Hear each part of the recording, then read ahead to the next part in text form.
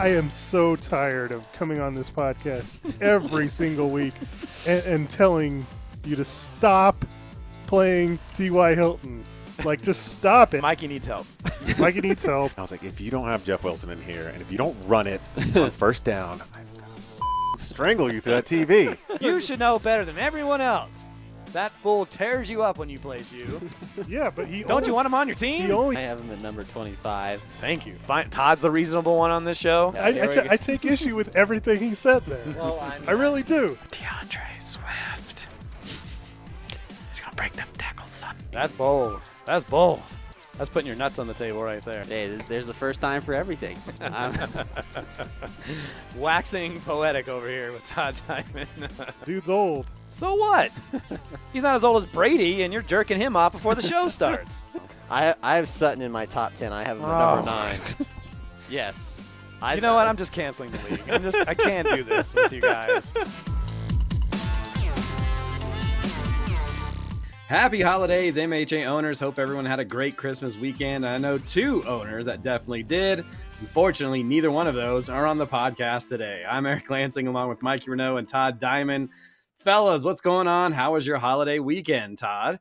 It was fantastic, family and, football and basketball. The Broncos didn't give us anything to smile about, but the Nuggets sure as hell did. So that's a plus right there. So it was great, Jokic looks like the MVP. Just give the man the trophy now. So there you go. Very good to hear. Mikey, how you holding up? I think I'm okay. I had a day to... I don't call it grieving. It's just more reassessing what happened. And now it's time to move on. Well, not quite yet. We're going to go back through this and kind of go through the pain again, unfortunately. But that's kind of what we do here on the MHA podcast. I had a great weekend as well. Hung out with friends and family. A lot of good food. Some presents. I mean, when you get older, presents are good and great and all that, but it's more about being around family and for me, not having Metro games to worry about. So it was nice to kind of relax and chill out. So going on with the show, lots of things to talk about, some news and notes. Of course, we'll recap the 2 semifinal games, a little MHA trivia, and of course, we'll preview the championship match that's coming up here in week 17. So we'll start off with the news. Well, this reporter was possibly a little hasty earlier. Would like to reaffirm his allegiance to this country and its human president. May not be perfect, but it's still the best government we have. For now. And one thing, and Mikey, you can kind of give me your take on this too. Thursday night's game, Cowboys and the Titans. Now, it's interesting just for the fact that the Titans, this game doesn't matter to them. What matters to them is in 2 weeks when they play the Jaguars for a chance at the AFC South. So I don't know if they're resting players or how that kind of, with the coach's mentality, I don't know. This is all speculation. All I know is that they could rest their guys if they want to and be all in for that week, that final week, to really make a difference against those Jags. I don't know if that makes a difference. No one really has anybody on the Tennessee Titans in this championship game, but it is the Cowboys. So any thoughts on that? Is that just crazy to think that they would just kind of rest dudes and not give two Fs, if that makes any sense to you? I don't think that they would. No chance. I mean, they've been playing like crap. They've got a backup quarterback in there that needs all the reps that he possibly can. If this team has any chance of making the playoffs, I would think that they would go all out and try and win that game against Dallas. Yeah, you definitely hope so. I mean, it's Thursday night. It's a quick turnaround for some of these folks. You talk about Tony Pollard, who's dealing with a thigh issue, hasn't practiced the last 2 days. So we'll just keep an eye on some of that.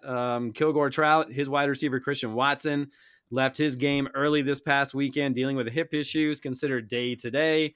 Gonzo Cat superstar Jalen Hurts still bothered by the shoulder issue. They suffered 2 weeks ago. There's a chance they say he could play, but why rush him? So we could see Gardner Minshew back up once again here this weekend. Those were like just the major notes in terms of injuries that are affecting the championship teams. Obviously, that gets lower with just 2 teams left. You ready for this recap, Miguel? Yeah, I guess so. He's ready to hear it. You can definitely chime in, interrupt me, or you can wait until the very end. You can give us your thoughts. But let's get into it. Recap semifinal game number one. Number one seeded Hot Tamales taking on the 6-seeded Kilgore Trout squad. All started on Thursday night. Evan Ingram continued his incredible run this month, scoring 12 points for the Jaguars. Didn't get in the end zone, put up a ton of points, receptions, and yards. Good start there for Kilgore Trout. Then we run into Saturday in the big quarterback matchup of Patrick Mahomes versus Kirk Cousins. Mahomes, the top scoring QB on the season, while Cousins, of course, was coming off a ridiculous 74 points a week prior. With the Mahomes comes Kelsey. Kelsey had a good day for any other tight end, but just an okay day for him in terms of his standards. 6 receptions, 113 yards for 11 points. So Evan Ingram did outscore Kelsey by 1 point. Also, you talk about Mahomes. Man, Mike and I were watching this game together. Tough kind of trap against Mahomes. The Seahawks running and more running to kind of keep Mahomes off the field, even late into this game, and it was really to their own detriment because it didn't seem like there was a lot of urgency until maybe the last couple minutes. And by that point, never in a rhythm. The Chiefs scored just 24 points total because they didn't need to, not to mention the time that was coming off the clock. Mahomes, 42 points, not bad, little below than what I think Mikey was hoping to get from them. 16 completions, 2 pass TDs, had a rushing TD. So while Mahomes spent most of the game kind of watching from the sideline as Seattle was doing their thing on the ground, Kirk Cousins was shredding the usually stout Giants defense, 34 completions, 3 passing touchdowns, 63 points. One thing I mentioned on last week's show is like, I wonder when the shoe's going to drop for him. Well, it didn't happen this past week. 63 points. Tamales, T. Higgins, really good. It was the 7th straight week in terms of reaching double figures in games he's played. He had 20 points against the usually pretty tough Patriots defense. Kind of heading to the afternoon games on Saturday, and that Dallas versus Eagles game turned out to be a huge factor in both semifinals games. 77 points were scored between those two teams. And I know my big beef was these defenses are supposed to be good. They didn't need to. They weren't good that day. But good for fantasy points. Kilgore Trout, boy, CeeDee Lamb could not be stopped to the tune of 10 receptions, 120 yards, and 2 TDs, 28 points, his second highest output on the season. Joe's squad also carries Christian McCaffrey at the running back position. Commanders pretty much held him in check for most of the game until the very last drive. I think there was a 4th down where the Niners could have easily kicked a field goal and moved on. Instead, they went for it, picked it up, and then soon after, McCaffrey would sneak into the end zone for a late touchdown. Mikey even kind of, I think, said something to the fact, oh, man, I think that one's going to haunt me later. Dallas kicker from Mikey was pretty good. 18 points from Maher from the Dallas kickers. Excuse me. Of course, a lot of people were good in that game. Not everybody, because I'll tell you about that in a moment. So we had to Sunday, and the Tamales needed a big day from Jalen Waddle, and he got it. 18 points, had an early 84-yard touchdown reception to start off Christmas Day off right. So it's 164 to 124 heading into the Monday night affair. Kilgore Trout, 164 to 124 heading into the Monday night affair. The Tamales still had MVP candidate Austin Eckler and Zach Moss. The starting running back for the Colts. We've seen some wild games with Austin Eckler this season. We've seen 3 30 or more point games this season. Tamales needed that in a big way. Close. He got 22. Not a bad day by any stretch, but he needed that big-time MVP performance. Pair of touchdowns for Eckler. Zach Moss, only 65 yards rushing with a reception. And so the Tamales would fall short 164 to 153, sending Kilgore Trout to the championship game. The incredible regular season for the Tamales comes to an end, racking up 12 wins during the regular season. Joe has taken 2 other teams to the final weekend, losing to Lion Rip in 2019, but defeating the Hot Tamales for their only MHA championship in 2017. Mikey, what stood out to you in this matchup? Who failed you? Who did well? Yada, yada, yada. I mean, you score 153. It's hard to say that anybody failed you. I mean, it's just, you look at the last 3 weeks for Joe's team. He's really caught lightning in the bottle. I think it's 171, 171, and 164. Goodness gracious. It's hard to beat those scores. Now, I mean, the one possible move that I guess I could have made was playing Donta Foreman instead of Zach Moss. That would have won me the game, but I mean, I don't know. All of your guys had 7 or more points. Yeah, I So mean, it's hard to be mad about anybody, really. in reality, and I kind of felt it at the time. Like, I remember there was a point when I told you like Mahomes and Cousins were tied, Yeah. and from that point on, I mean, that was in the second half. It was like mid third quarter. Like Cousins outscored him by 21 the rest of the way, and it's just like that big of a gap. I mean, you're in the playoffs. All these teams are really good. Mm-hmm. You get a 21-point difference at quarterback. I mean, you got to make it up somewhere. And as good as my receivers were, it almost didn't matter because CeeDee Lamb kind of made that difference up for him. It just, yeah, it's a hard gap to beat. Yeah, for sure. I mean, it all comes down to script, right? I mentioned the way Seattle was playing, and you were saying, man, I need Mahomes back on this field. And it was just Kenneth Walker, and just running the ball. And even like the last 4 minutes, they ran, I believe, maybe I think it was 2 times in a row, and then they threw a pass and then incomplete, so they just punt. Like they were content just keeping Mahomes off the field, but not really trying to score either. And then they kind of started to try in that last couple of minutes, but at that point, it was too late. And Cousins was in a dogfight with the Giants, and they had to keep scoring, and that's just how it goes sometimes. I mean, you mentioned Kirk Cousins and his team down 33-0 the week before, and it's all garbage points. Makes a huge difference. And Well, unfortunately, go ahead. I was just saying, it seemed like in those Saturday games, like I had this like just feeling like, man, everything that I didn't want to happen would happen. Like yeah, Cousins got those 2 touchdowns, but then they have an 8-point lead, and I'm like, this can end right now if they would just like the Giants haven't done anything in the second half, but of course they give up that last drive, and of course they get the 2-point conversion to tie, so that of course Cousins has to keep throwing the stupid ball. Yeah. Christian McCaffrey was held down the entire game, but of course, they go for it on a 4th and 3 that they don't need to get because Yeah, they're up in this game. They're not like trailing or it's close. They're up. Yeah, and they throw a pass to Kittle, who of course gets taken down at the 1, so that of course, McCaffrey gets the touchdown to make it look like he had a really good game. And Yeah. then, Sunday, Latavius Murray like didn't do anything, and yeah, he only finished with 6, but every point matters, and he gets a 2-point conversion after 2 penalties in a row on that 2-point conversion try. I'm just like, I it just wasn't going to go my way. Yeah, you can feel that sometimes where, man, oh man, everything you're hoping for just doesn't find the kind of direction you hope it goes into. And sometimes it's not your week. I mean, 153 points is a pretty good week. Just didn't beat Kilgore on that day. Anything else you want to say? Or should we move on to some MHA trivia?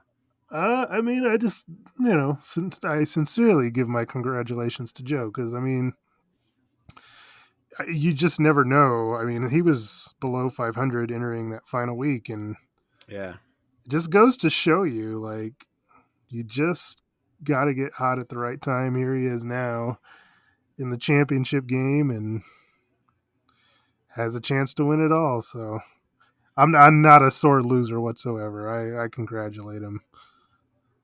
You did, and you did that through the message board, and yeah, I don't think there's any ill will. It sucks at the time. We all have like hurt feelings, or you hope it goes a certain way, and it's fantasy football. There's some things you can control, some things you can't. It's just the way NFL is sometimes. Yep. So go ahead. No, I completely agree. Yeah. Let's get into some MHA trivia. Time to play the game. Time to play the game. We kind of mentioned, Todd, you still with us? Yes, sir. You ready for some MHA trivia? Let's do it, shall we? Yeah, you are. Let's see if I can come out with a win here today. Yeah. We mentioned before that Mikey won 12 games this year. Has it ever been done before? A team winning 12 games, yes or no? No. Mikey, what do you think? I'm going to say yes. Like, I feel like Aaron's done it before. And the answer is a yes. Well done, Miguel. And that'll be the next question. Mikey is actually the 4th MHA team to reach 12 wins in a single season. Who else has won 12 games? So, Mikey, you say you think Lion Rip was one of those teams? I think so. Okay, and you would be right on that. They went 12-1 in 2016. That gives you another point. Todd, you want to guess who the other two, or give me one guess, and who else you think? You don't have to give me the year, just give me the team. Was it the Butterfingers themselves? I know it wasn't my 2010 season, but I'll go with my 2013 season when I won it. Yeah, I'll go with myself. Oh, I'm sorry, that's incorrect. Damn. I will tell you later if what that Butterfingers team did. Mikey, Okay. you want to give me another guess on who has reached 12 wins? Let's see. Was it the Hot Tamales? Yeah, I'll guess myself. Why not? Yeah, it's a good guess. You went 12-2 in 2008, and there's one more team. Todd, you want to give a guess? I'll go with Quain's team. No, I'm sorry, Queen never reached 12 wins. Mike, I'll give you one more guess, and then we'll move on after that. I'll say, because NWA was really good one year. I'll say him. No, unfortunately, NWA did not reach it. Guys, what about me? What about me? Lemonheads, 2004, had 12 wins that season. All right. So right now, Mikey's up 3-0 on Todd. Come on, Todd, get back into this thing. We mentioned we mentioned Mikey losing this week. He was the number 1 seed. Had me wonder how many times did the top seed during the regular season win the championship? So how many times did that happen? You've been around since 2002. Let's see. I know 21 seasons. Let's see how many times. I know one time I won the top seed. So I'm gonna say, I'll say 5 times. Mikey. I think it's more than that. Probably. I'm gonna go in between. So if he says 5, I'm gonna say 8. And the answer is 6 times. So I'm going to give that point to Todd since he was a little closer. So it hasn't happened a lot. I would have guessed more than 5. I thought it'd be more than 6 when I first started it. Last time it actually happened was... Did I ask you guys that question? No. So last time it actually happened was last year. So UP, 11-3, will go on to win it all. And with that win, it was the first time in 10 years that a team that won the regular season won the championship, and that was Butterfingers in 2010. They were the top seed at 8-5-1. Rip. Slow year.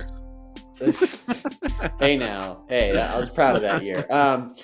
So 2013, then Mikey was the number 1 seed, and I was the 2nd seed in 2013. Okay, I thought it was 13. I was the top seed, but you are correct. Tamales was the top seed that year. Okay, so 3-1 the score. Next question. Tamales was the only team to reach double figures in wins this season.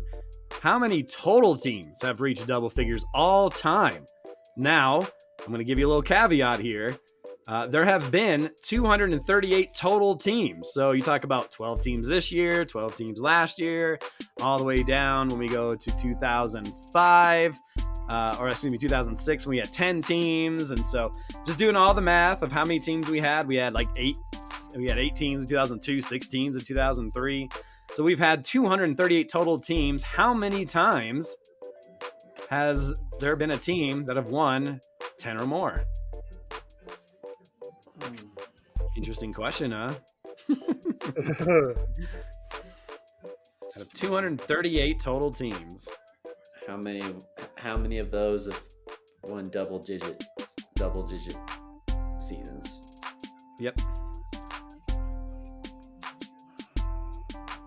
Wow. It's a lot of math. You're just guessing a number between 0 and 238, Todd. I know. Fine, I'll go with 140. Wow, Wow. Mikey, what do you think? 140? I will say 27. The answer is 29. Well done, Miguel. 140. Our league's not that good. Hey, I just Brett. figured that it would probably you would figure it would be at least one per year, and then maybe a little bit more than that. So I just kind of.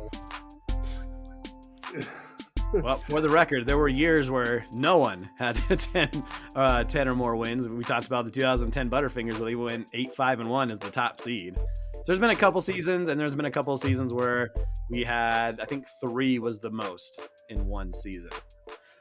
So a couple more questions here through MHA trivia. So which team has reached 10 or more wins the most? Oh, I believe that's me. Todd, do you agree? Yeah.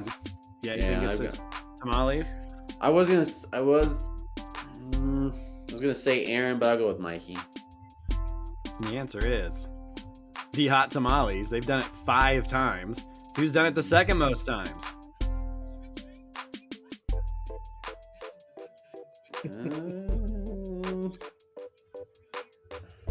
Maybe that's Aaron. I'll go with Aaron. Mikey, you want to guess? Yeah, just to be different, I'll say it was Eric. And you both are correct. We both had 4 times where we reached double figures. How many times has the Butterfingers been in double digits in wins? Ooh.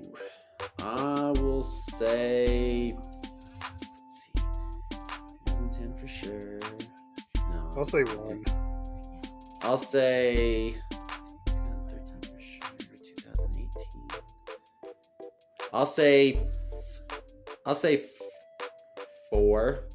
Okay, got 4.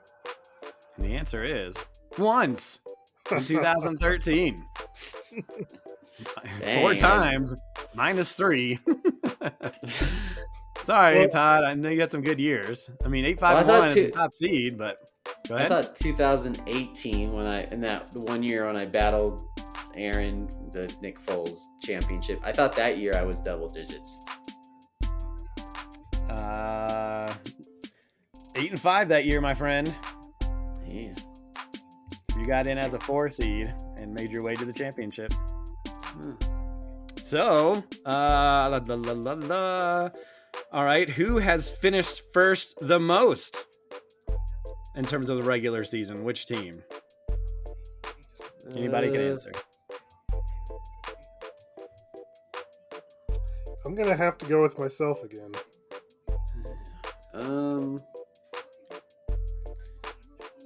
Finish first. Let's see. In the regular season? In the regular season. Not championship, but regular season.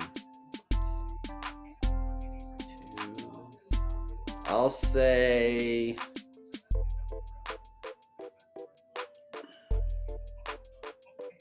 Yeah, I'll probably have to...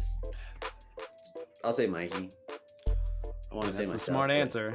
Yeah. Because he is by far the most... has the most regular season championships. He's got 7 regular season championships. The next best, Lemonheads at 3 times. Mikey kills it during the regular season. And he kills MHA trivia as well. I have 7-4 is the score. Lovely. I have 1, don't I? Yeah, that year you went 8-5-1 in 2010. Man, I gotta go back to that year and figure out what I did to to just many moons ago. Oh God. There you have it. Mikey again wins MHA trivia. But just one time since 2011. So from 2011 to this year, only one team that has won the regular season has won the championship. I thought maybe Aaron had at some point, but he did not. What was his year? He had 2007 when he won the championship, because that he had didn't he have that Tom year? Brady? Yeah, he did it. So the teams that did it, okay, were I didn't want to give this answer before because it would help with the answers later. But so in 2003, Hot Tamales, they went 10-5, top seed, won it. 2004, Lemonheads 12-3, highest seed, won it. 2005, Hot Tamales 11-3-1, won regular season, won championship. 2007, Lion Rip 11-3, won the championship as the top seed. And then 2010, yourself. And then CUP last season, 11-3. NWA was 10-4 that season. And then CUP would win the championship. So a couple of years, Hot Tamales. So in 2012, Tamales 9-4-1. They finished 4th. 2013, Hot Tamales 11-3, finished 2nd. Myself in 2014, 10-4, finished 3rd. The NWA went 11-2 in 2015, finished 4th. Lion Rip in 2016, 12-1, finished 3rd. 2017, Tamales 9-3-1, finished 2nd. 2018, CUP 10-3, finished 3rd. Although CUP was tied with Lion Rip at 10-3 and Gonzo Cats at 10-3. But he had the tiebreaker. And then 2019, Kilgore Trout finished 10-3, finished 2nd to Lion Rip. And then 2020, Cooper's Cousins 11-2, but finished 4th. There you go. Regular season's great, but doesn't help you win a championship other than giving you the number 1 seed. So let's continue on with the recap here. So who would join Kilgore Trout in the championship match? The other semifinal matchup featured 5-seeded Lemonheads versus 2-seeded Gonzo Cats. It all got going on that Saturday morning. Most of Eric's squad going at that time. Joe Mixon, good for 15 points. Most of those coming on 7 receptions. He did have a TD, but of course it was called back. Kenneth Walker reached double figures, hitting 12 points, but no TD. However, all of it came on 107 yards rushing, 2 receptions. Justin Jefferson. If anything, I feel bad for this dude on my team who's just been the best wide receiver in the league. 12 receptions, 133 yards, and a late TD that actually had yours truly feeling pretty good in those afternoon games. I actually had to run from Mikey's house to run an errand and get back to my place for a second, and that's when things went crazy. So we go back to that Cowboys-Eagles affair. Jalen Hurts was on point in this one, right, guys? Oh, wait, that was Gardner Minshew. Jeez, 50 points. Minshew had thrown all of 4 passes this season. Seemed to fit right in, completing 24 passes, 355 yards, and 2 TDs. And the worst part about those 2 TDs, they went right over to the Gonzo Cats wide receiver and Devonta Smith, who scored a stupid 25 points. Just the second time all season he's reached 20 or more points. And all of a sudden, this Lemonhead squad not feeling so good. Tony Pollard, 10 points, but didn't get crazy. I've seen what he's been able to do this year. Out of all of the 77 points scored by the Dallas-Philly game, only 5 points went to Dalton Schultz. Very disappointing. That Mark Andrews pick in the 3rd round. Big downfall for the Lemonheads this season. We continue on to Sunday. Yours truly down by about 50, with Tom Brady still to come in the night game, but then the most unimaginable performance of this season, and maybe of all seasons combined, because that's just because I'm bitter. Cam Akers. What happened? 32 points on that so-called stout Broncos defense, 118 rush yards and 3 TDs. Mikey, you were talking about how Kittle caught that ball, got tackled the one, of course. How many times did it happen for Cam Akers where they would get the ball at short field because of a turnover, and then they would catch the ball at the one. Akers easily gets in there. So frustrating. Akers previously had 6 touchdowns in 26 career games, and he put up 3 of those on Denver's defense. The Denver D had given up just 6 rushing touchdowns all season long. It was so bad, in fact, that it got the Broncos coaching staff fired. Way to go, Cam Akers. And so deservedly so, too. It wasn't all Cam Akers, but obviously that was the final nail in the coffin. So after that unbelievable scoring day by Akers, they put the Gonzo Cats up 150-68, pretty much ending any hopes of the Lemonheads. Sometimes your QB can come through, put up monster numbers, but Brady, never did I think he was going to reach 70 at all, and he only ended up with 45. Wide receivers we thought may matter, because I had Keenan Allen, he had Mike Williams, didn't matter, and the Gonzo Cats pull off the victory 157-133, moving on to their second MHA championship game and looking for their first MHA title. The other MHA championship appearance came in 2010 when they lost to Todd. The Butterfingers. The win also ended a 7 games losing streak against the Lemonheads. So congratulations to the Gonzo Cats. What a crazy. I didn't think Gardner Minshew was going to be bad. 50 points is pretty good considering he hasn't done much. I can't tell you even before this year what his last throw was. But good for him to pick him up. Devontae Smith, that was ridiculous, 25, and then 32 by Cam Akers against that Broncos defense. And we all saw it. The Broncos are pathetic. I remember sending you guys a text during the day. Like, I wonder if I've never really felt like the Broncos were the worst team in the league. But after watching that performance, there was fighting on the sideline and people unhappy, people not rushing to pick up a sacked Russell Wilson. And then the next day, Nathaniel Hackett was fired, and then some of his other guys were fired as well. So thus ends the season for the Lemonheads. And so we're going to see Gonzo Cats, Kilgore Trout, week 17 for the MHA Championship. Doe of the week. I think Mikey already kind of mentioned it. I didn't have anybody that could have saved my bacon for that Devonta Foreman. And I don't blame Mikey at all because of Detroit's defense, who had been really stout against running backs in the last month or so. So I understand why he went with the guys he did. But unfortunately, based on the rules, if he had to put in Foreman, Mikey would be in the championship game instead of Kilgore Trout. So sorry, Miguel, you pick up the Doe of the week. No! Hey, it's first one of the year. Yeah, that's for sure. We could talk. I mean, we kind of talked about it, but we'll go through this real quick. Todd, give me a star of the week. The cream of the crop! Nobody does it better.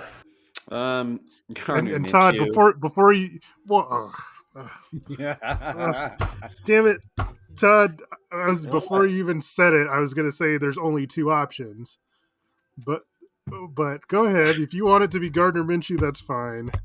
I mean, 50 points, Mikey, from somebody like Eric said, somebody who hasn't thrown a pass in God knows how long, and 50. That's a surprise too, but that's a star right there. I mean, when semifinals, and when your best quarterback is hurt on the bench and you're going with Gardner Minshew, oh dear Lord, and he puts up 50. Come on, Mikey, that's a gold star for that. I know there's only two choices, but that's come on now. Come on. Let's not beat around the bush here. Come on. That's a star right there. Before I let Mikey chime in, the only thing I'll say, Todd, I don't disagree that Gardner Minshew stepped up in a big way for Kilgore Trout. Mm-hmm. Brady had 45. So he was close to matching him. But I'm not going to disagree that Gardner Minshew didn't play out of his flipping mind against a pretty good Philly defense and was able to do that. So I don't disagree with you. But Mikey, who are you saying? Look, there were stars all over the place, but the way that I feel is you lost because of Cam Akers. I lost because of CeeDee Lamb. Yeah. It's that was the basic thing for me. Like, and credit, I'll go with Cam Akers. You can talk about CeeDee Lamb if you want. Sure. But Cam Akers, I give credit to Pollen for this. Like, I remember week 1 and the Rams had that game against Buffalo where, he was the presumed starter. Everybody thought so. That's why he got drafted early. And he didn't have any carries. He had 0 points. And then, mid-season, he was not playing at all. They were trying to trade him. Throughout that, sometimes it's the moves you don't make. And he held on to him this entire time. And it turned out to help him in the end. It bit you, but it helped him in the end. Yeah. Yeah, no, I agree with that. It's guys you don't know. And running backs are tougher to have to drop because you don't know everybody's situation can change on a dime. Injuries happen to running backs all the time. We saw some trades that affect the outcome of running backs and there's in positioning. And with Cam Akers, despite how bad he's been in some regards in his health, like he was still the starting guy at the end of the day. And boy, did he make the Broncos look silly. But yeah, give him credit. I mean, I'm looking at his bench. He doesn't even have a running back on his bench. Now, Cam Akers is a flex, so he could have ran with any number of dudes. But I mean, to start against the Broncos, he could have easily started Brandon Cooks against Tennessee or, Samuel against, San Francisco. That's a tough one, 13 points, right? We still had 13, but he went with the running back because most of the time they get more carries, more attempts, more touches, more opportunities to do well. And Oof, man, that one hurt. It kind of hurt, but that's how it goes. And then I'll talk about CeeDee Lamb, and I could see the frustration. Mikey doesn't show a lot of emotions during his stuff. Like he'll mention like, "Oh, this is tough. This is gonna hurt. This is gonna haunt me later." But just like that CeeDee Lamb scoring, I mean, the way that game just kind of kept going, like the points going back and forth, and CeeDee Lamb was open on a lot of that stuff, and he hit that second touchdown, and I think that was like the gut punch to Miguel for sure. And we haven't talked a lot about CeeDee Lamb this year. We always talk about the top guys, and you talk you talk about the top guys. I know Aaron's team didn't make it this far, but you talk about the top guys, and it wasn't Aaron's guys this week. Not that it would have mattered. I mean, you talk about Devontae Adams, 2 points this week. Stephon Diggs, 3 points this week. Hopkins, 1 point this week. But so we always talk about those guys. But CeeDee Lamb is the 5th highest scoring wide receiver.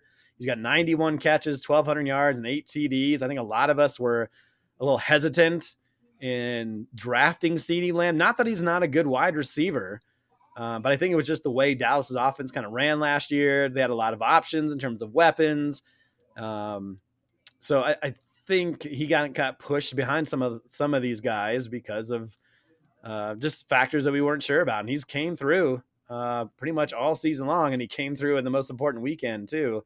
I mean, he's only. I mean, there's weeks we'll have 7 and 6, but 7 and 6 isn't going to kill you either. It just to have 28 and then 13 and 16 and 30, he's been a solid option, and we saw the talent. With Mari Cooper leaving too, right? That may have opened some things up for him as well. But Yeah, ahead, Todd, well, I was just gonna say that second touchdown was a gut punch, but more than that, there was a drive in that second quarter where he got the first touchdown, where like they threw it to him like I think it was like 4 or 5 times in a row, and that to me was more annoying because it was just like he's their best receiver. Like, what are you guys doing? Like, they're gonna throw to him. Like, try covering him, double him, do something. Like, what's going on here? I don't know. Yeah, they never did. They never went around to cover him at all. All right. So, with only 4 games, those are pretty much the stars, especially for the winners and whatnot. Mikey, do you want to give me a dud or someone that didn't step up here in semifinal week? What, do you smell something? Do I smell something? What am I, hard of smelling? Of course I smell something. Yeah, I mean, at least for me, it was, and this is hard to say that it didn't step up, but I mean, Zach Moss had 7, and to me, it was to no fault of his own. Like, I needed 40 on the Monday night game. Yeah. And watching that Colts offense was, oh my God, it was so difficult. I've like seen, well, I mean, I have seen some bad football, but I'm not sure like even the Broncos got to the level that the Colts were last night. I mean, that was a train wreck. Like, I don't even think they made it to the red zone last night, if I'm not mistaken. Like, did they not see? Did they not see Nick Foles in practice? Like, that's what I was thinking the whole time. Like, it looked like a high school quarterback trying to play in the NFL. It was that bad. So no fault of his own, but like that Eckler did his. I just that was pretty bad. And then the other one was like the Tennessee defense. For me, only had 8. I thought they underachieved against a really bad Houston team that's been competitive, but they also dropped a pick 6 where the dude had it right in his hand. So that was disappointing. You talked about the Chargers. This was another thing I felt like I didn't do well on, and I haven't been doing well on defenses all year, but I picked the Browns defense because we talked about the weather, the wind, and things was going to be tough sledding for them, and Cleveland only ended up with 7. Chargers was one of the teams I was looking at, and they had 21 fantasy points. They only gave up 3 total points, 7 sacks and 3 interceptions. Oof. And so go ahead. So here's the thing that you didn't account for. I can't blame the Cleveland defense. What we didn't account for was, I mean, you couldn't have known that Deshaun Watson was going to suck as bad as he did, and to put his own defense in that situation for New Orleans to score points. I mean, the Broncos did that too, but Yeah, yeah, 21 points for the Rams. That was another defense I was looking at. yeah. I mean, So and then Green Bay was another one I was looking at, and they had 17. And yeah, so I picked the wrong defense, but I mean, J.K. Dobbins was majorly disappointing. 5, yeah, Just 59 yards rushing against arguably one of the worst rushing defenses in the entire league. I mean, Gus Edwards got a lot of carries, which obviously kind of took some away, but they've been running kind of both these guys for a while. And so for Dobbins to have 12 carries for 59 yards, big disappointment. And I thought that would be, I figured he would get somewhere between 60 and 70 and then sneak into the end zone against Atlanta, especially when you're at home. And the weather was bad, so it was more conducive for the running. And it just, I was, that one, I mean, I'm not mad at Dalton Schultz for 5. He's either good or he's bad. And he was bad this week, but that's not on him. That's on Mark Andrews, who, that's probably for my team. I could argue Brady, but he also saved me some weeks. But Mark Andrews, bust of the year on my team, maybe a candidate for bust of the year, just because of how bad he's been. And I needed it in a big way, and he wasn't there. But I mean, again, Aaron always talks about it like, well, he says he didn't win because his second round pick didn't do too much. My first 2 picks were great, but my next 2, not so great. So, but at this point of the season, everybody needs to be doing well. So here's that. Let's see what's next on the list here. So we talked about the Lemonheads and the Tamales. We talk about next week. We'll battle it out for third place. The championship, of course, features Kilgore, Trout, and the Gonzo Cats. The Gonzo Cats won the regular season matchup 121-114 in week 6. So if there's a tie, Pollen Squad will win the championship. So Mikey or Todd, when you guys look at the matchup, obviously we're still early we're Tuesday night, and I'll hopefully have this out by Wednesday. Anything in the matchup that kind of stands out to you? I mean, it's just going to come down to for Gonzo, for Pollen is, if Jalen Hurts is ready to go, that's kind of his, biggest question. Cause, if they want to rest Hurts again, do you see if Gardner Minshew can have that same, magic he had, this previous week? They're playing New Orleans, so again, the matchup on paper looks better than the matchup that it would have been against Dallas, but he put up 50. So that's my only thing that I see with that. So if they say Hurts is ready to go, then go. Then hey, then Pollen's in a good situation going into the title game. But if it's Minshew again, do you roll the dice again? I don't know. I mean, it's a championship game. What about you, Miguel? Well, for me, interestingly enough, this is going to be the first time in 6 weeks that Kirk Cousins is going to be outside of a dome. Oh. So, yeah, at Green Bay. Green Bay's defense hasn't been great, but I don't know. I kind of like to see what he does outside and if there's any conditions in Green Bay, see if that changes the dynamic there. I'm just saying that if you take a look at his highest scores this year, 74 home against Indianapolis, 63 home against the Giants, 60 at Detroit in a dome, 51 at home against Arizona, 55 at home against Chicago. And then you've got the 47 against Buffalo, which was an overtime game. That was on the road, but the 2 after that, 46 and 46, Green Bay and Detroit at home. So, I mean, you're talking about almost all of his highest performances have been in a dome. Like, I don't think that's coincidental. Look, he is right that it comes down to, whether or not Jalen Hurts plays. Like, it's such a big factor. I think that the short week really hurts the Tony Pollard thing too. Like, that's a real concern. I don't know where he goes. I mean, obviously he can just shovel Akers into the running back slot, and then maybe Deebo Samuel plays, and that's the way he goes. But yeah, that's a big time concern if I'm Gonzo Cats. The thing, I think it's really going to be a matter of whether it's Hurts or Minshew and Smith. You know, I think the thing with New Orleans is they may not have to score 40 or 50 points. They could probably score 27, 28 and be fine and still beat New Orleans. You know, you see it, you go to, you know, the Yahoo or whatever, and New Orleans, you know, it shows as a tough matchup because they don't give that many points to quarterbacks, but that's because that's how bad they are. And they don't need to score that many points. So they play tough until they're up, and then they can just run out the clock. And so that's my main concern. If somehow Andy Dalton, Todd's awesome quarterback, and make this a game and make it a 30-31 type of affair. But I don't know if that's going to happen. I don't know if the Saints can muster up enough points and make it worth it for Minshew and Devontae Smith. That's just the thought I have seeing that initial matchup. I mean, I never know what you're going to get out of Darren Waller, but there's not much you can do there. He could try to go Knox because he's been all right. But you never know what you're going to get from Akers. And right now he's got Leonard Fournette. You wonder how much he switches him around. You still have Kirk versus Houston.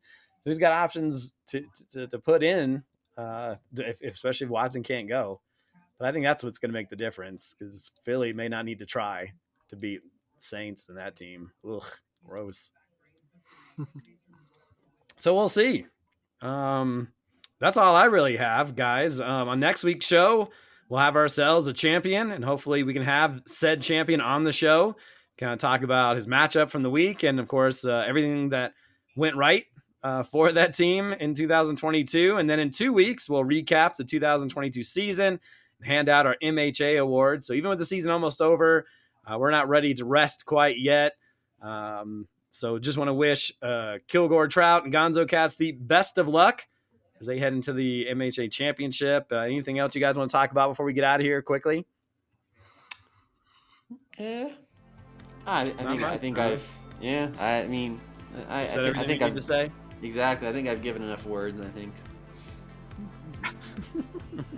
I know that's Todd said enough. Todd said enough. Yeah, I mean, just good luck to both guys, you know. Yeah. As we said in a previous podcast, you know, 8 straight playoff appearances for Pollen and his Gonzo Cats. You know, I'm sure it'd be very nice for him to finally kind of get over that hump and win one.